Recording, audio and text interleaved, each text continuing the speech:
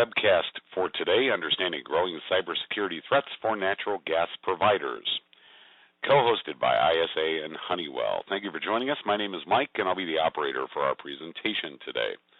Now, before we do get started, I would like to take a moment to acquaint you with a few features of this web event technology. At any time, you may adjust your audio using any computer volume settings that you may have. On the right-hand side of your screen, you see the Q&A window. There's a large window which holds all of your sent messages and a smaller text box at the bottom where you can type in your questions. Send a question, click in the text box and type your text. And when you're finished, click the send button. All questions that you submit are only seen by our presentation panel today and will be addressed at the end of our presentation. At the conclusion of today's program, we ask that you complete a brief post-event survey. If you would take a moment to complete this survey, as it will help ISA plan future web events.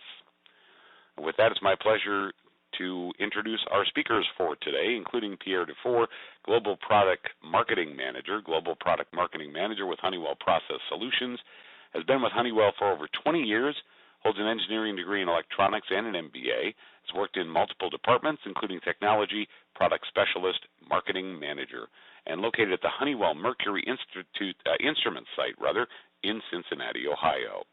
He's joined today by co-presenter Steve Mustard, automation professional, 30 years in automation and real-time embedded systems, 12 years in industrial cybersecurity, Uring, FIET, ISACAP, and GICSP, also chair of AF Cybersecurity Committee, ISA Executive Board member, WEF Safety and Security Committee member as well, serving countries including the UK, Ireland, Germany, France, Czech Republic, Holland, Belgium, Bulgaria, Austria, USA, Canada, Bolivia, Panama, Trinidad, and Tobago. Customers include Angelin Water, Sydney Water, Dublin City Council, BG Group, Shell, Area Energy, Quintiles Laboratories, NATO, Royal Air Force, Atomic Weapons Establishment, the Royal Navy, National Grid, Transco, and McCain Foods. And with that, I'll turn things over to Steve to begin our presentation. So, Steve, welcome, sir. Thank you, Mike. Welcome, everyone. We're going to talk today about, firstly, the history of where we are with industrial cybersecurity, why we're concerned about industrial cybersecurity, and the kind of issues that we see and how we should mitigate those. So let me start by talking about a brief history of how we got to where we are today. I'm sure everyone on the call today is familiar with the fact that cybersecurity is a real and present danger to all of our lives in every way, from banking and commerce that we do online to our personal identities being stolen. And the same issues that we see in those aspects of our lives have flowed into the industrial space. Notice that I talk about industrial control systems here. I'm talking about that in the most generic sense, which also includes metering systems of the kind where Honeywell are talking about today. But those systems traditionally are quite different from the kind of IT equipment that we were more familiar with and has been mostly in the news in terms of compromised by cyber attacks. But as history has moved on, we've seen that the equipment used in industrial control systems has become more and more similar to the kind of equipment that's used in IT environments. It uses the same operating systems, the same applications, and the same protocols. And as a result, unsurprisingly, it's now vulnerable to the same kind of cybersecurity issues that we see in IT. We're also more and more connecting our networks together to make that easier to share information and to streamline our operations. And the more connectivity we have, the more vulnerable we are to attack. And as we'll see in a moment, the equipment itself, if you look at the traditional type of equipment used in the industrial space, is very, very specialist in terms of hardware and also in terms of software and some of the communication protocols involved. So a lot of this stuff was obscure and secure by obscurity. But as we have developed, the benefits to manufacturers of using commercial off-the-shelf technology in both the hardware and the software space has meant that they've reduced the cost of product and the the time to market, but at the same time, they've increased the vulnerability because of the common issues that exist for IT and non-IT equipment. So one of the other issues is that the technology used by hackers and others to gain access to equipment, to compromise systems, has changed over time too. So as we see here, over time, the sophistication of the tools has increased dramatically over the last 20 or more years. But at the same time, the technical knowledge required to drive those tools has actually decreased significantly. So we're in a situation now where almost anyone with access to a computer and the internet could actually get tools and use them against someone to either compromise their operation or to steal information. Here you see some of the kind of technology in terms of hacking as it's moved on, and it has very much dramatically increased in terms of the availability and accessibility of these tools. Here's a graph which shows actually from a couple of years ago from a database produced by the Repository for Industrial Security Incidents, or RISI. And as you see here, the kind of impacts of industrial automation and control system security incidents are very significant in terms of loss of production and operation, and loss of equipment control, excuse me, loss of staff time and loss of view. So there are some instances where, excuse me, people have been injured.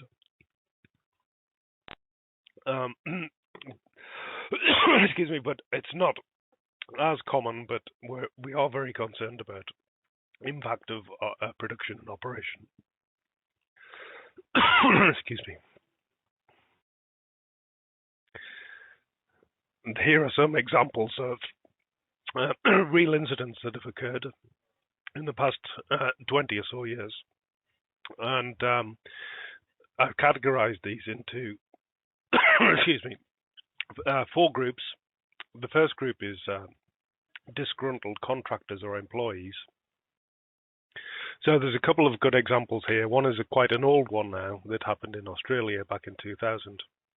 A former contractor stole some equipment and operated equipment in a sewage treatment facility and released over 200,000 gallons of raw sewage into the environment, caused millions of dollars worth of damage, very extensive.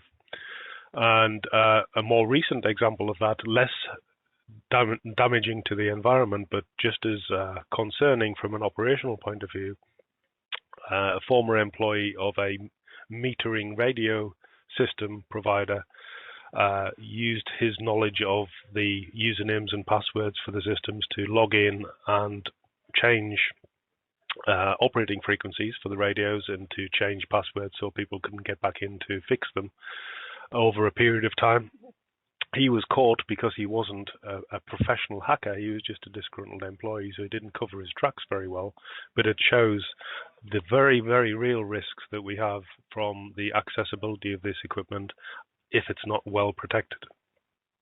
Ransomware, I would hope that everyone on the call is familiar with the issue of ransomware. It's some very significant incidents that have happened just this year.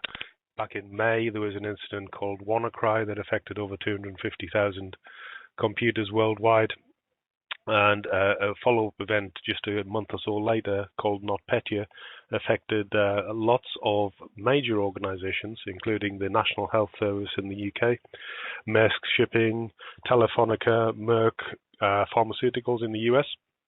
And just as an example, Maersk Shipping themselves have declared that it will cost them around 300 million in cleanup costs to fix the results of that ransomware attack on their organization. And you can imagine that some of those other organizations like Merck had very similar costs too. Social engineering and phishing, if you're not familiar with those terms, the social engineering is all about using people's willingness to be helpful and cooperative to extract from them sensitive information that they shouldn't normally otherwise provide. And phishing is a form of social engineering which involves sending people emails asking them to either provide information, to click on links which contain malicious software, or to open attachments which also could contain malicious software.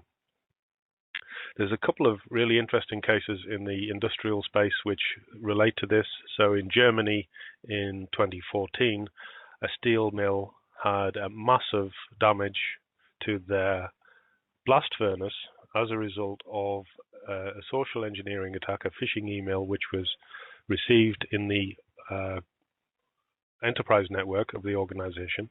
Someone clicked on the link, downloaded some malware to their machine. The hackers gained access to their machine, subsequently gained access to the rest of the network, and found their safety system which controlled the operation of the blast furnace, and were compromised that such that the blast furnace was damaged. We don't know the exact cost because that hasn't been revealed, but it was very significant. Then just a year later, in December 2015 in Ukraine, the power grid was disrupted and 225,000 customers had no electricity, for up to 6 hours in the depths of winter. The power company involved had to operate manually for over 6 months after the incident because they were unable to return to the normal automated system for fear of a similar incident occurring again. And unfortunately, in Kiev, just a year later, there was a similar incident, much less severe in terms of disruption, but still just as significant. And again, the cause of that, the originating cause of that, was someone in the organization receiving an email and clicking on a link that they shouldn't have. Finally, the other example we've got is in denial of service.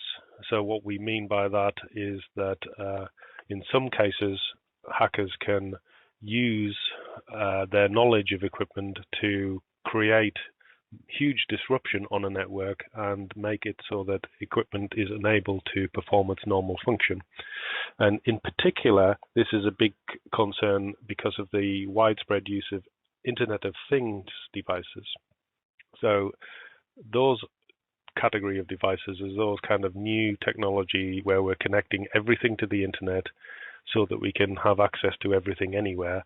And the kind of equipment that is used, the hardware is often very similar hardware, common hardware with common software, which has the same usernames and passwords for all the equipment, regardless of who actually manufactures the final product. A lot of cases we're talking about things like webcams and similar devices. And in 2016, someone used the knowledge of the default usernames and passwords on millions of those devices connected on the internet to launch an attack on a company called Dyn, which operates name servers in the east of the USA, and that caused a loss of functionality for many internet companies such as Amazon, Facebook, LinkedIn, and others who accessed their network through those name servers. They also attacked a widely known, worldwide known security expert called Brian Krebs and his website, and were able to disable that as well. Just, I guess, in this case, demonstrating that they were able to disrupt a lot of people very easily. The interesting thing about that from our point of view is that that kind of vulnerability that was used for those attacks is actually present in some of the equipment we use in the industrial space, particularly things like cellular modems manufactured by companies like Sierra Wireless. So it's a very, very real problem that we need to be aware of and protect against. So I'd like to hand over to Pierre now, who will tell us a little bit more about, from the gas operations point of view, some of their challenges. Yeah, thank you, Steve, and good morning, good afternoon, everyone. So let's talk about the challenges for the gas operation. So when we look at into the demands on gas operation, we see that a very important request is actually for more data, and that we see it in two different areas. One area is data is required in smaller increments with higher resolution. We even see demand for on-demand data and real-time data. and that especially on pressure monitoring applications. And this is a challenge for our type of application because our installations are typically battery powered, and of course real-time data is a requirement that does not cope very well with battery operation. Another area where we see a need for more data is around diagnostics. Customers want to know more about the health of their installations so that they can do proactive maintenance. With the advent of electronic equipment, gas meter sets are becoming more complex to commission and maintain. And also the life cycle of equipment is reduced compared to that of more mechanical instruments, which requires regular training to the utility workforce. And last but not least, while installations become more and more complex to maintain, we observe a loss of knowledge in the field, typically driven by an aging workforce and attrition as well. So that takes us to the role of the meter data management, MDM, that meter data management solution. And it really operates at three different levels. The first level is to collect data from a potentially large number of instruments, collect the data, format it, and present it to the user. On the second level, the meter data management solution will centralize the data which will be used for billing and therefore plays a really critical role in the gas utility operation. And on the third level, of course, analytics, the meter data management solution provides analytics. It's providing standard reports, ad hoc reports, scorecards, allowing you to better understand not only what happened, but also when, where, and to how many devices whatever happened. It also guides the user towards where to look and help understand why something happens. And this is really a lead-in into where the MDM are heading, which is predictive and prescriptive analytics, where the meter data management solution can guide you towards taking the best action in answer to a problem and can provide predictive modeling or statistical modeling to help identify patterns, for example. As a result of the demand on gas operation, a key trend that emerged, and it started really several years ago, it's around connected devices, whether it is using radios, cellular devices, or different types of fixed network. Connectivity is definitely a major trend. And as more and more devices get connected, data gets exposed, more and more data gets exposed, which is leading to definitely growing security challenges.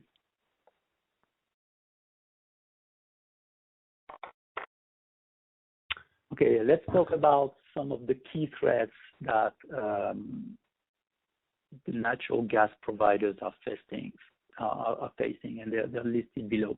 So one of the major ones is the malicious insider or the disgruntled employee. So it is typically here people who are or were part of the gas utility and have access to knowledge and tools, making it potentially possible for them to access and manipulate the information, as in the example that Steve gave earlier in Pennsylvania.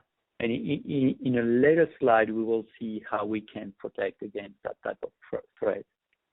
We also have opportunistic individuals. They are potentially driven by curiosity and challenge, just trying to access, break into your system. Prove to themselves they can get into your system. Organized crime, and Steve mentioned the ransomware type of attack. This is also one that could affect the gas provider. If you take the billing system in hostage, you have a very good leverage onto the gas utility. So what they typically do is targeting the vulnerabilities in your infrastructure. Typically, wherever the data is exposed, They're going to look for online devices. For example, the example with the Sierra wireless radio that Steve mentioned in the previous slide is something we faced. We have had that type of problem happen, and there are really very basic protections that you should put in place to avoid that. So they will look for online devices and target these devices. One of the things that we see is more and more products are using operating systems and even open source operating systems. And the vulnerabilities of these operating systems are typically well documented, but usually they get documented after the vulnerability has been exploited by a hacker. You have to apply tight access control, use professional network design capabilities, and these two are really key for security. And while we've seen an improvement over the last, I'd say, 5 years on IT in the gas utilities, so the network knowledge has really improved. It is still something relatively new compared to other parts of the industries for these utilities. The consequences of attacks on the gas providers and the management solution, if you look at volume correctors, typically that will be falsification of data, which can be increasing the bill to the customer. So, faking the data so that we are overcharging the customer, which might sound nice on the short term, but that leads to a lot of disputes and potentially lawsuits with the gas utilities customers. The other one is underbilling. And if you underbill, you're going to directly affect the bottom line, the revenue of the gas utility. Data is used for billing. This is a very important change. The other example, and that applies probably more to pressure monitoring applications. Our devices are often used to monitor the pressure in the gas distribution network. One way a hacker could target the infrastructure is by changing the alarm limits. So very often we look for low pressure point in the grid. If you change the alarm limits, these low pressure points will get undetected, and that could lead to losing some part of the grid, which again lead to unhappy customers. Potentially think about losing a hospital. If you switch off a hospital, that's a big thing. So obviously gas distribution company want to avoid that type of problem. The third one, and that one we've seen that last year with the Mirai virus that Steve covered already.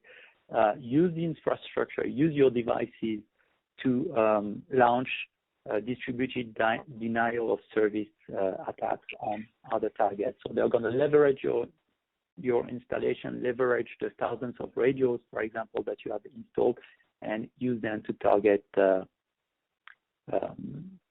some other website or company. Steve, I believe it's back to you. Yeah. Thank you, Pierre. So this picture is actually taken from ISA's IEC 62443 standard, and it's called the taxonomy of potential threat sources. And it really sums up what Pierre was just talking about in terms of where the threats for cybersecurity come from. So I don't want to go through every box on here, but I want to highlight a couple of things. One is that you have internal and external threats, and Pierre mentioned this, that you've got potential for malicious insiders, disgruntled employees, for instance, doing stuff, as well as external threats like nation states and organized crime, for instance. The other thing I want to point out is that when we talk about cybersecurity, we're not just talking about intentional incidents. We're also talking about accidental things. So as Pierre mentioned about modification of system settings like pressure, alarm levels, that could be an intentional thing. It could also be accidental as well. So depending on whether someone makes a mistake because either they don't have the competency in what they're doing, or because they don't have a procedure in place to check what has been done. That can also cause the same result, either accidentally, just like it could intentionally.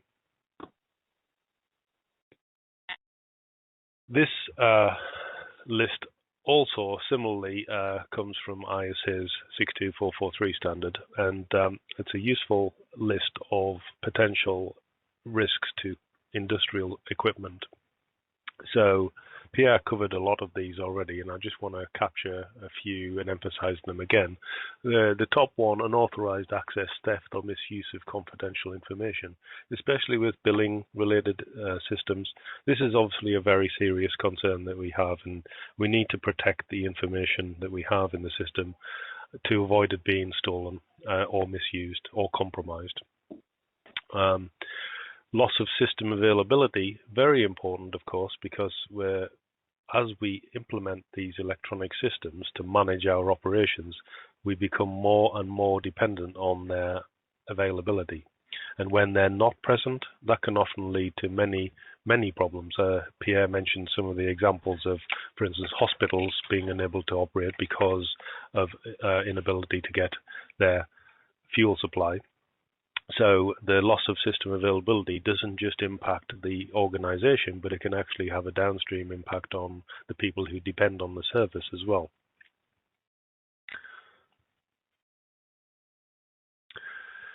I mentioned earlier that the accessibility and the availability of tools and techniques to hack systems and to steal data and to cause disruption is very much more widespread these days. I wanted to give you a couple of examples of things that relate to industrial equipment just to highlight the problem. So here you see that we have a thing called Metasploit, and if you're not familiar with Metasploit, it's a service that is available freely on the internet, originally for white hat hackers, i.e. people, ethical hackers who want to test the security of systems to make sure they're not vulnerable to attack. And so they provide a suite of tools that allow those people to assess systems and make sure that they're not compromisable. Unfortunately, the exact mirror of that can occur, and the very tools that we can use to check that people are not vulnerable can be used to actually exploit vulnerabilities that are there. So these examples here, these relate to industrial systems. The Allen Bradley or Rockwell Automation equipment and Schneider Modicon equipment both have vulnerabilities that can be exploited. And this information here can be used by someone who has literally no skills or knowledge at all to launch that exploit if they so chose to. Pierre mentioned about network vulnerabilities, and this is one of the biggest concerns we have these days, because these days we have networks of many, many different types of interconnected equipment, and as a result we have many sources of potential threat from a cybersecurity incident. So you can see here a typical organization which might have an office network and then a plant network or an operational network, whatever you might want to call it, and then another network below that perhaps which has specialist equipment on it. It could be a cellular network that's providing all that information. It could be a hardwired network. It doesn't really matter. The point is that you've got lots of interconnections there, and those interconnections are ingress points into a network where people can get in and either compromise systems, or they can steal information from systems, or similar incidents. And I want to highlight as well that it's not just the equipment that is connected by networks that can cause these problems. You can have equipment which, for instance, a laptop, which you might temporarily connect to equipment, can cause malware to be downloaded, for example, or for someone to get access to a network that they shouldn't do. You can have removable media like USB, thumb drives, even DVDs and CDs that can contain malware that can be plugged into machines, and those machines can be compromised. And then once those machines are compromised, everything else on the network that that machine is connected to can be compromised. You've also got old-fashioned telephone or cellular modems, or more modern versions of those cellular modems that people often forget about when they think about what is connected to their network, because they may be only used temporarily, but those are also ingress points into people's networks. So if we're not careful and we don't think carefully about how we architect our networks, we can be very vulnerable to attack.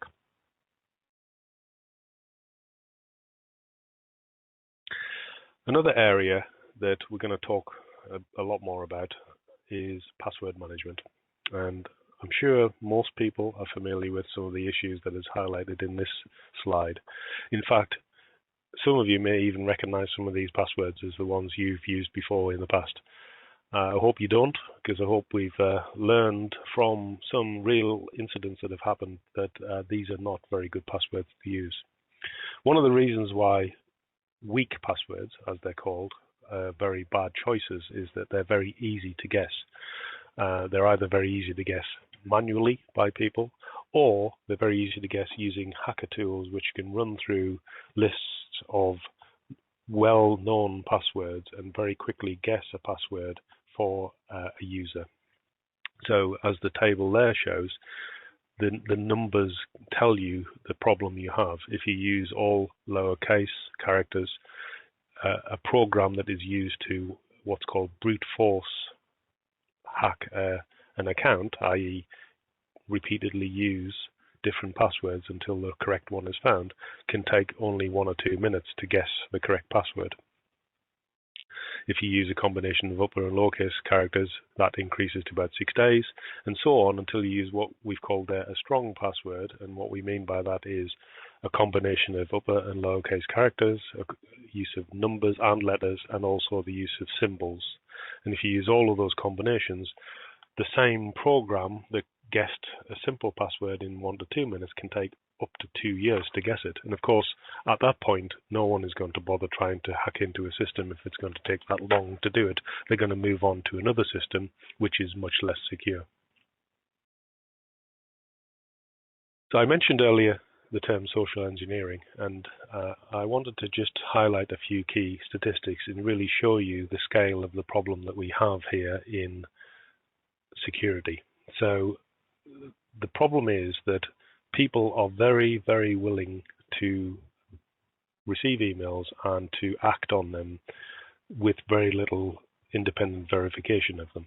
So if you, for instance, receive the email that you can see in the picture here, which says, "Dear Jan, see attached, here's the password, open this zip file that contains some salary information," for instance, unfortunately, the likelihood is that most people would open that zip file without verifying who it came from and why they've received it and whether it is safe to do so.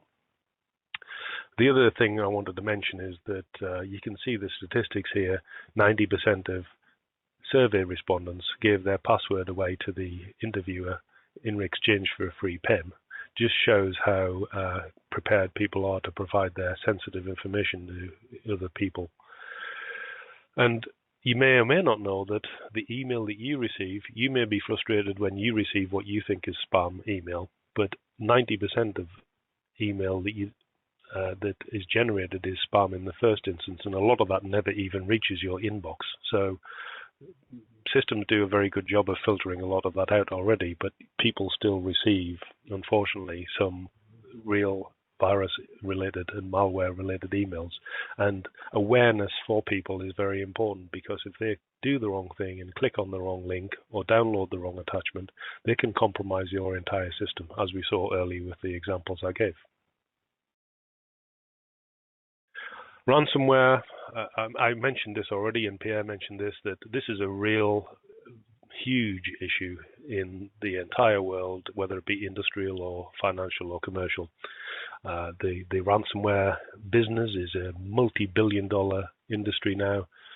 Incidents are happening all the time, and the fee for unlocking a machine that's been locked out by ransomware is actually sometimes relatively small. It might only be a few $100s, and people are often prepared to pay that to recover their information. only because they didn't do some good basic cyber hygiene in the first place, like keeping a regular backup. But in reality, the best approach for ransomware is to not pay the ransom and to do the right things in the first place, like keep a good backup, and then if you are unfortunately compromised, then restore from the backup. But I don't think we're there yet, and we're a long way away from being able to do that reliably. But the problem is only going to get worse because it's very easy to generate ransomware.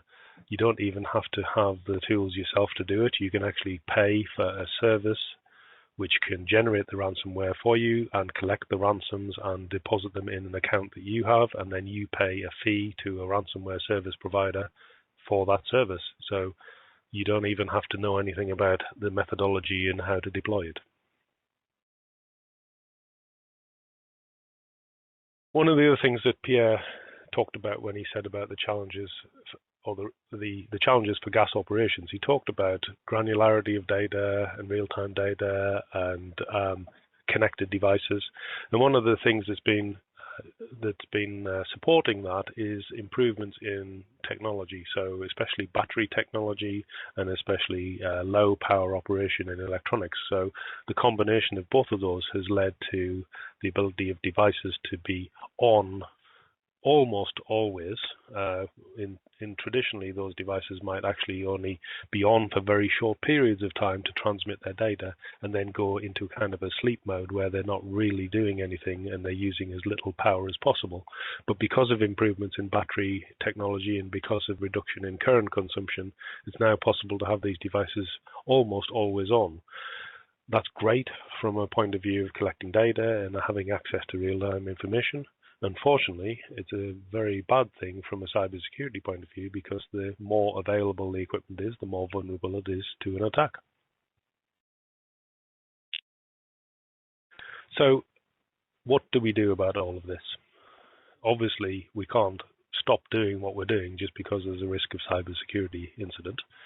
So there's a lot of good guidance and standards available out there, and the ISA IEC 62443 standard is the only standard that exists for industrial system cybersecurity. There's a lot of guides available out there that cover cybersecurity for industrial systems, but there's only one international standard, and that's this one. Some of the key things that it talks about in terms of mitigating cybersecurity risks include good network design, segregation and protection, and we'll talk more about that in a moment. Role-based access control and password enforcement. As we saw, password management is a very big issue. Data protection, especially things like encryption, and then monitoring and reporting. So I'll talk a little bit about some of those. So this is the standard, just so you are aware. There's a lot of individual chapters in the standard, and there's 4 key areas in the standard. There's a general section which talks about the general philosophy of the standard and how it should be used. Then there's a section which covers policies and procedures. So that tells you how you should set up a cybersecurity management system for your organization. The next level down is looking at the cybersecurity of the system as a whole and what you should do. And then finally, looking at the individual components which make up the system and the cybersecurity requirements for those components.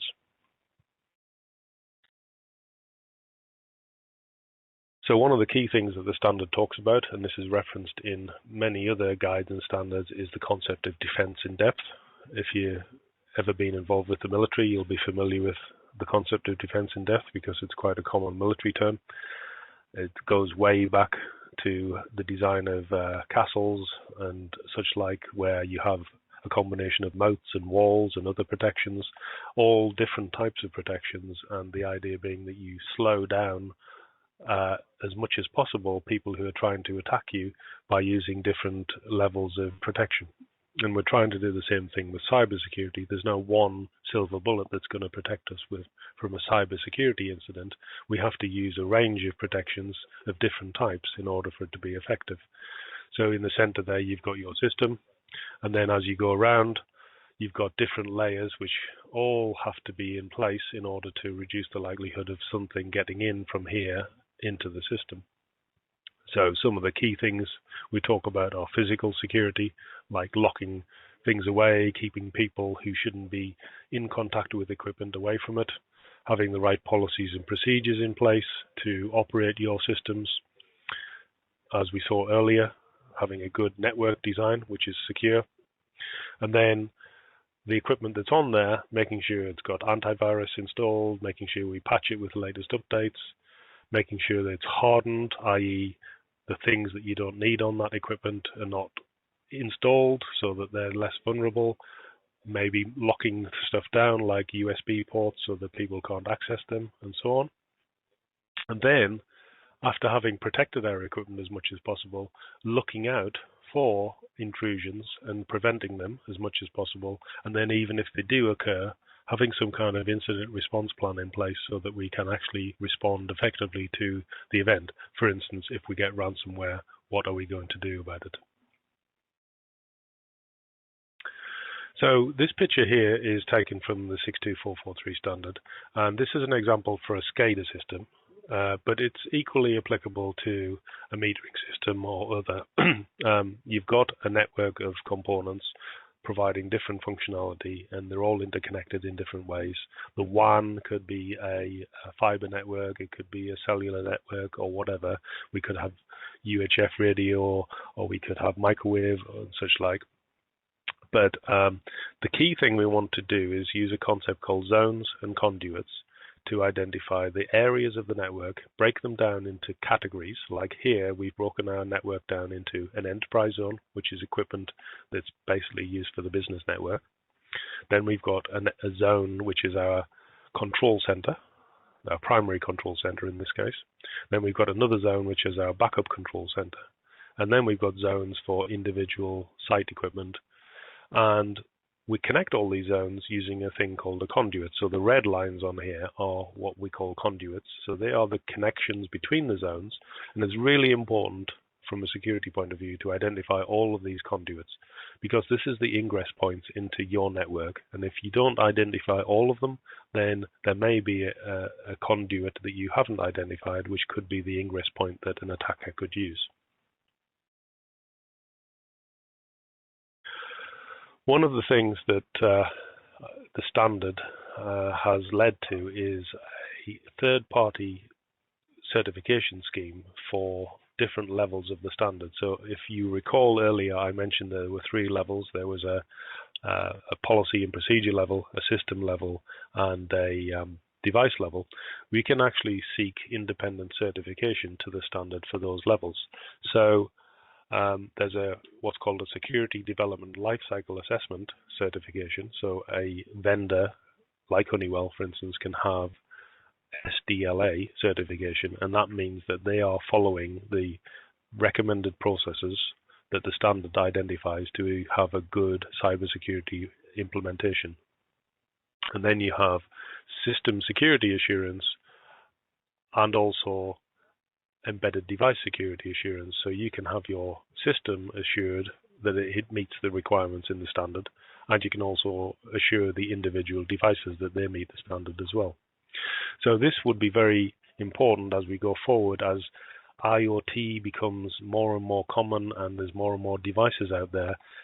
End users need to have some degree of confidence that the products they're buying have got a basic level of security embedded in them from the outset. So this kind of third-party certification will become, I think, very much more important in the future, because if I was an end user, I would want to know I was buying a product from a company who had the requisite security development lifecycle assessment certification in place so that they understood security and were doing the right things. And then I would probably also want to be buying the correct devices and systems from those vendors that is also being certified to the standard as well. I still need to do some work in my organization to make sure cybersecurity is implemented properly, but it's a good starting point to use the right building blocks for that. I'd like to hand over to Pierre again, who's going to tell us more about how Honeywell implements cybersecurity protections. Thank you, Steve. So that is the high-level view of how the data flows from the field device, which is the black box here on the left-hand side, to the meter data management solution, and then to the utility. So if we start here at the device level, one area where the data is exposed is here. It's during configuration. Our customers have expressed the need to use mobile devices for configuration. So in addition to working on Windows-based laptops and talkbooks, our configuration programs are now also available as apps running on Android and iOS platforms. And as you probably know, devices running Android and iOS typically do not provide standardized RS-232 or 485 or connectivity ports so that we can connect the field device to the mobile device. So one of the methods we do to configure the devices in the field is to use a low-power, short-range wireless communication. So during that configuration, which typically happens, once per year, and you might go there again, to troubleshoot, so maybe let's say once per year for a few minutes, the data is going to be exposed. Of course, when you connect to the device, we have authentication mechanisms that are put in place, and the data is then encrypted over that short-range wireless communication, making it very complex to hack into. Then the data will, as we see more and more cellular-based instruments, the data will flow through the cellular network. Historically, the way our products have been working in a lot of cases is, and Steve alluded to that earlier, we're battery operated, so we cannot leave the radio on all the time. So what we typically do is once per day, we're going to wake up the radio, send the data, and go back to sleep. So historically, the radio has been on the network alive for a couple of minutes per day, which is giving hackers a very limited chance to really try to connect to the device. As new radio technologies are available, as better lithium battery powers are available, we're migrating from radio chips using Cat3, Cat1 technology to Cat-M1 technology. And once we are using Cat-M1 technology, the radio, even if we're battery operated using a couple of lithium D-cell radios, the radio is virtually on the network 24/7, which means it becomes a nice target for the hackers. So historically, we've seen a lot of customers using public IP addresses, which was probably acceptable when your radio is on the network for a couple of minutes per day. But as we're moving to radios which are on the network 24/7, we definitely have and are enforcing now migration towards private IP addresses which are behind a VPN. So they're not visible from the outside world. And if you go back a few slides when we talked about the Mirai virus addressing some of the cellular radios that we're using on some of our devices, where we've seen that attack being successful is on devices that were on public IP addresses. All the units that were on VPNs were protected because they were not visible from the outside world, and the virus could not spread from the public IP range to the private VPN type of IP addresses. So the data flows over the cellular network is typically encrypted. We use, of course, SSL certificate. We use TLS, to protect the data. It's going to get back to the meter data management center, through a firewall. And here it's a simplistic view, but you have an architecture that is very similar to what Steve showed in one of the previous slides. So it's all about segmentation of your network. The data center is redundant. We have, two data centers. If one goes down, the other one takes over, and the data is replicated between the two data centers. the utility will get the data typically over the internet using SSL connections. They will connect to the meter data management and get the data either through FTP or through OPC connection back to their database, and then they can use that data for typically billing. So moving on, let's look at some simple example of how security is applied on our solution. And all of these are pretty new. We're migrating from older generation product to newer one, and all the new product enforce that type of security. So on the software side, for example, you used to be able to download the software and install it, and you didn't even require a key. And then with that software, you could go and connect to a lot of devices. Now we've implemented a stringent registration process. So a registration key is required for any application, and that key, which is typically a file, is valid for only a couple of days. So in the example of the disgruntled employee, let's say I'm working for a gas utility today, and I'm very happy in my job, and I get the software, I get the key from Honeywell, I put it on the USB stick, and I install it on my laptop.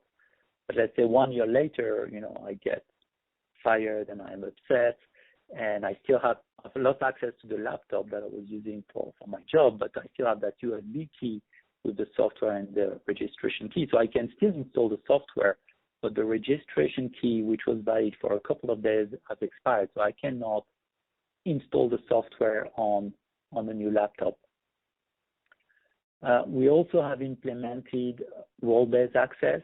So you create user roles, and you assign users to these roles, and each role will have different privileges.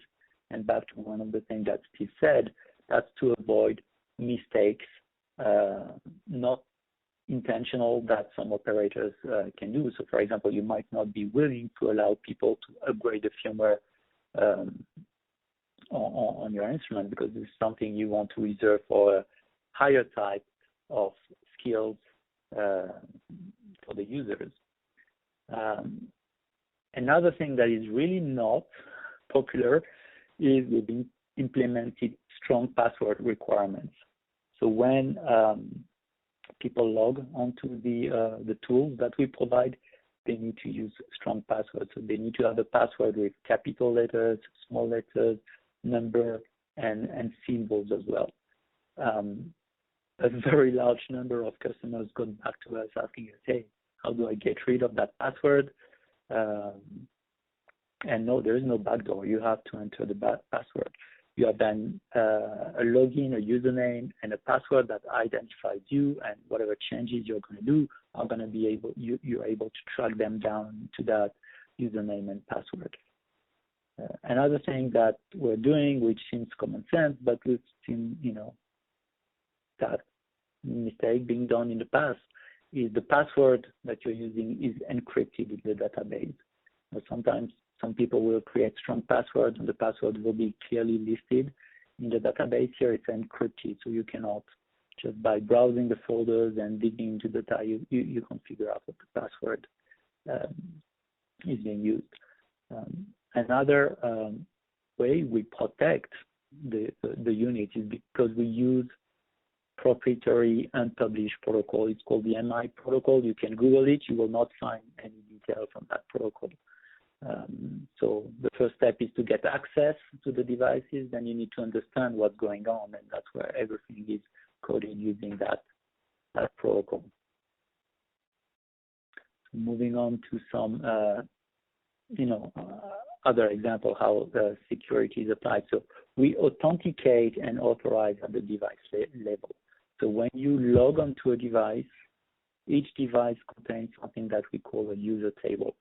The user table is the list of operators, users that are allowed to connect to the device with their password.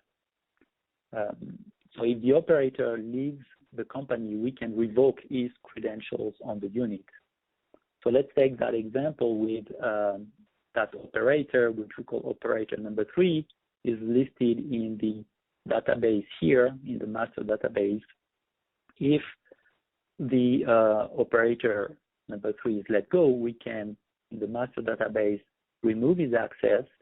We can then publish that database to the different field devices when they are connected, and that will then prevent user number 3 to access any of the devices in the field, and that can happen over the air. So my disgruntled employee, not only can he not install the software and try to access the devices, he cannot physically log onto the device and try to do damage onto the billing information, for example.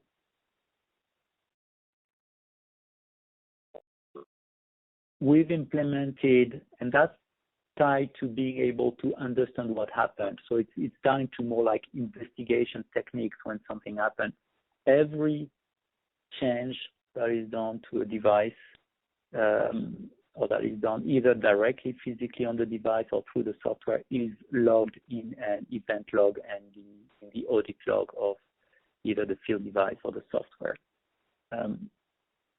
So we typically have a log that will contain the username, the date and time, and an as is, as found, and as left. So you have the value when you logged onto the unit, and you have the value that was when you left the unit. So you can go back in time and understand who did what on your devices, and that can be very useful when you want to investigate what happened in the past. If somebody went rogue and started changing some parameters, you can go back, and as his username and password are unique to him, you can identify who did that.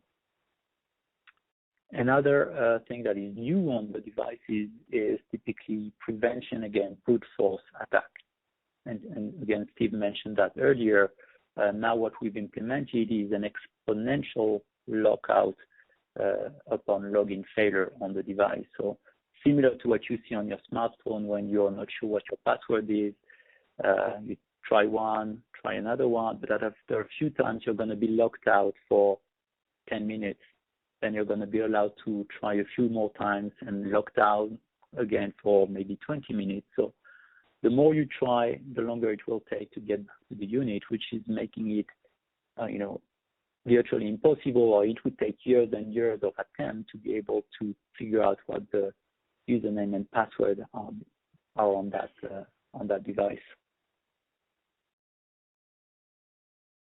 Okay, any time the data is exposed, it's going to be protected. If it's over short-range wireless communication, typically BLE, which stands for Bluetooth Low Energy, we have a passkey, and then the communication is encrypted using 192-bit keys. If you're really nervous about using BLE, you can disable completely the functionality, and then you need to connect to the device using, a wire. Over TCP/IP, we use the standard TCP/IP type of protection. We use SSL certificate. We use TLS. We also have whitelist of IP addresses. So in the device, you can list the IP addresses that are allowed to connect to it. One of the things that is true on the field devices is not true on the major data management solution, because it's obviously working on Windows software. But on the field devices, we do not use a widely distributed operating system. So there is no published list of vulnerabilities to the operating system that we typically use in our devices.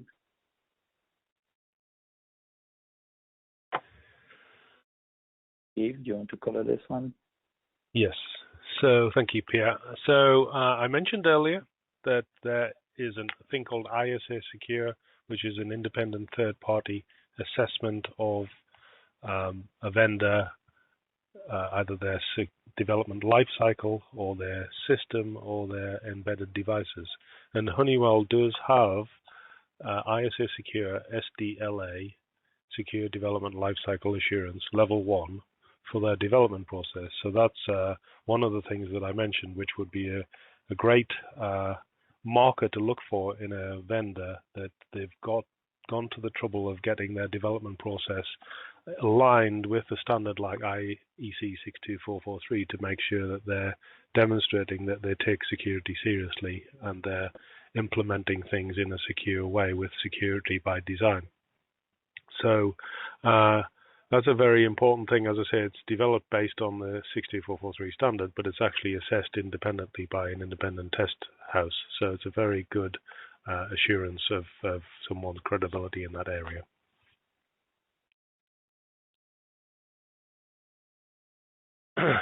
So the summary is that if you're not already aware of it, cybersecurity is a major threat to gas operations, all other parts of industry and commerce. The products and associated operation procedures should be developed in accordance with the right standards to mitigate the risk of cybersecurity to an operation. As we saw from what Pierre told us, Honeywell's products have taken on board what the standard says about security, and they've embedded those key requirements in their products, so they actually are secure by design. And I mentioned also that Honeywell have got their secure development lifecycle assurance as well, so their development methods are actually secure too. So when you implement secure products from a security-aware vendor and you have the right operational procedures in place, you will greatly reduce the risk of a cybersecurity incident affecting your operations. I should emphasize that there is no such thing as no risk of security. You will still have the chance of having a cybersecurity incident occurring, but your risk will be greatly reduced if you do the right things and you use the right products from the right vendors.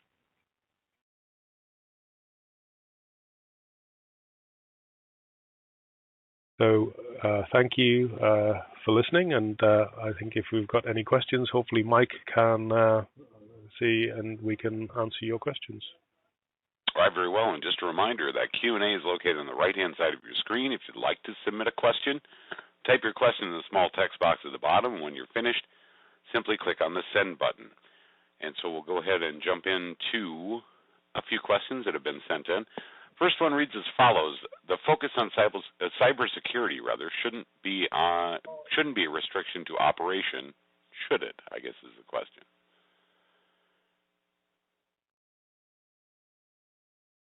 So I can give my answer to that, and I'm sure Pierre might want to say something too. But I think that's a good question, and I mentioned something along those lines when I was talking, that obviously we can't expect that because we know there's a risk of cybersecurity that we have to stop doing what we're doing, or we have to stop using technology and go back to pen and paper. It's not realistic to do that. So what we're trying to talk about is identifying that you need to use secure products from vendors who have the right secure development assurance in place. And then you have to identify, using the standards, what policies and procedures you need to put in place to reduce your risk. So, as I said, you're not going to have zero risk, but if you do the right things and you use the right products, you will reduce your risk. And then you can continue with your operations more assured that you're not going to have any severe disruption on there. And I would add to that you actually need to find the balance between cybersecurity and no cybersecurity. You still need to have products that are usable in the field, and some of the measures that can seem, attractive from a cybersecurity perspective might make the devices very difficult to use in the field. So there's, it's a balance between the risk and the reward. You want your products to still be usable. So the example I gave with strong password, we think it's reasonable, but you can see already that a lot of customers, I want to log in my unit without password. I don't want password. So there's so much you can go, and you have to find a balance between too much and not enough security.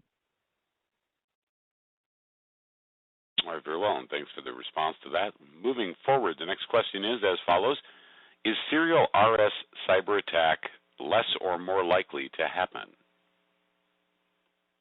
Okay, so I would say on balance, it's less likely that you're going to have an incident through a serial connection than you are on a network connection.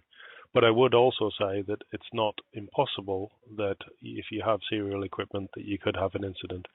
So I mentioned the Ukraine incident back in 2015. They had a lot of serial to Ethernet adapters on their network that allowed serially connected devices to be connected to their Ethernet network. You know, that's very common in industrial environments.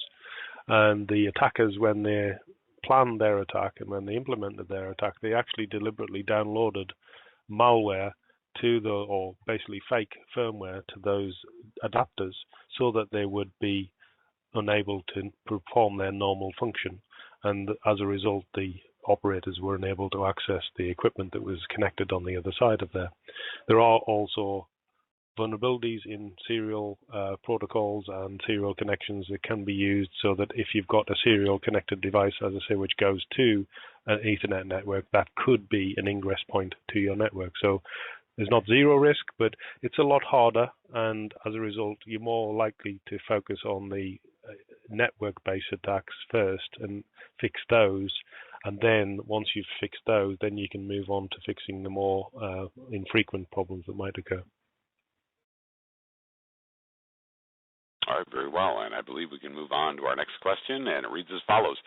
Concerning IEC-62443 SL levels or security levels, what are the typical security level requirements applicable to natural gas providers or sites? Maybe some examples. And that's what they're asking. Well, that could take a long time to answer that question, but I think that the way I would approach the answer to that question is I would suggest that any organization that has a facility involved in natural gas, either provision or distribution or storage, would want to do a risk assessment process first and identify what their threats are, what their vulnerabilities are, and what the consequences of the impact to them would be, and then use the standard to identify what appropriate security level or SL they should operate at. They probably should look at their network and divide that network into different zones based on security levels, because not all of the equipment on the network would need to have the same security level. And then within that security level, you can use the standard to identify which recommended practices that you should implement to achieve that security level. So it's a long process. There's no simple answer, and I wouldn't want to give a simple answer because it is very much organization dependent, especially because each organization has a different tolerance for risk as well. Because I can't tell you that you should operate at this level because your tolerance for risk might be greater or less than another organization which might already operate at that level. All right, very well. We have had a number of questions about receiving the slide decks for this webinar. Just a reminder to all attendees, the webinar is being recorded, and you will be provided a link to the recording soon for future playback. So we wanted to pass that along. We do have perhaps another question, and Pierre, was there any sort of information you'd like to pass along with that last question that we were just responding to? Or I believe this may be yours. What are the Honeywell plans regarding EDSA certification for products, and what about the goal of security levels? So that's not, we're not there yet. So as Steve mentioned, we're SDLA for the moment. We're not EDSA. We're looking into that. I don't have an exact, schedule or position as to when we're going to get there, but that's definitely something we're looking into. That is something that is quite new for the gas distribution space or for development teams. I can add a little bit to that from my experience talking to other vendors. The experience is that firstly, the SDLA, the Secure Development Lifecycle Assurance, it can be an onerous task to achieve that, but the feedback is that once a vendor achieves that, they actually greatly improve their development lifecycle, time to market, and reduction in the number of issues that arise once they've gone to market with a product or solution because of the rigor involved in that development lifecycle.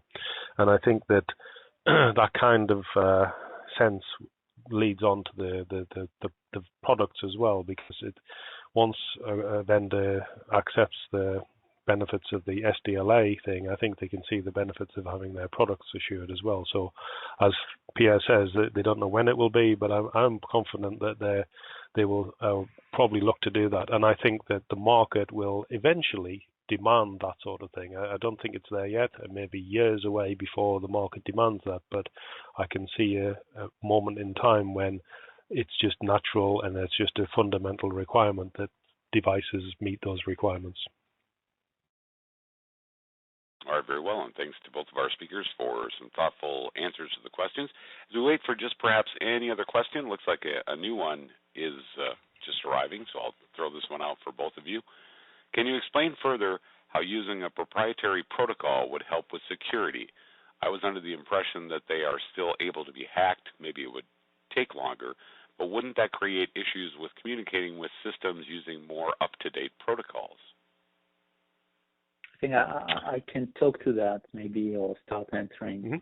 Mm-hmm.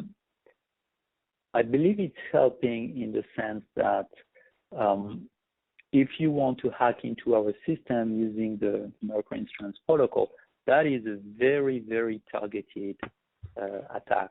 So you're targeting a very, very narrow applications where you have only so many devices available. Whereas, so it's not that it's impossible, it's just a question of effort versus reward. If you target devices using Linux or Unix type of operating systems, as we've seen, with the Mirage errors, you're really touching millions of devices, and you can affect plenty of different sites and business types. So I don't think it's I don't think it's necessarily more complex. It's just, are you a target that is worthwhile investing a lot of time into? And what information do you have access to that are going to, make you potentially successful in your target? Yeah, I just want to add, I would support exactly what Pierre says, that if you think about it from the attacker's point of view, and compare it to, say, the password example that we talked about earlier, if you've got the ability to get into a system with brute force within 1 to 2 minutes, compared to if it's going to take you 2 years to do it, you're probably going to focus on the one that takes 1 to 2 minutes. And it's the same here. As Pierre said, the only reason you're going to really press on with this, hacking the ML protocol in this case, is if you're really, really determined to get into this one particular system. So as he says, it's not impossible, the scenario that might happen, but in the likelihood scenario, when you're doing a risk assessment, they're much more likely to go towards a vendor that uses Modbus, say, or some other open standard protocol, which is just so easy to understand, well-defined ports, a well-defined protocol structure that you can read off the internet, whereas the ML protocol is not published. You could use Wireshark to decode it and analyze it and eventually work out what it's doing and reverse engineer it, but it's going to take you a lot longer. So are you really going to invest the time? I don't know. So it's not impossible, but it's just less likely. All right, very well. And with that, gentlemen, seeing no additional questions at this time, Steve, Pierre, any concluding thoughts you'd like to share with the audience members before we wrap things up today? Well, from my point of view, as I mentioned earlier, the key thing I think users should be aware of is that these standards exist today. They've been around for some time, but they're really coming to fruition now, and there's an opportunity for users to work with vendors who understand those standards and embed them in their practices, and then are prepared to produce products and systems which meet those standards. And those products and services will be excellent building blocks to have a secure system from the outset.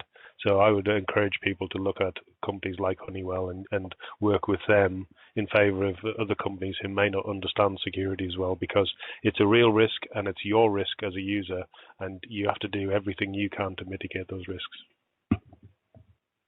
And I would add that from a gas distribution, gas operation standpoint, these cybersecurity risks are a new thing, and we definitely see within our customer base a level of maturity that can range from 0 to 100%.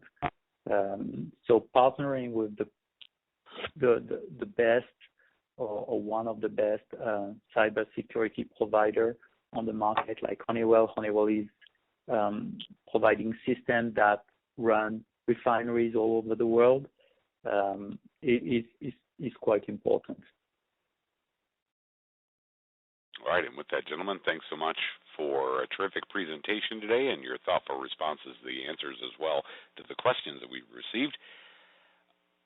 On behalf of ISA, I would like to thank you for your participation in today's event. Now, if you missed any portion of this webinar or would like to rewatch the recorded version, we will be emailing all registrants a link to the recording along with additional links for supporting information.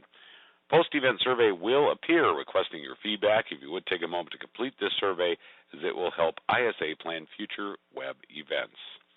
This will conclude our program for today. Thank you, everyone, and have a great rest of your day.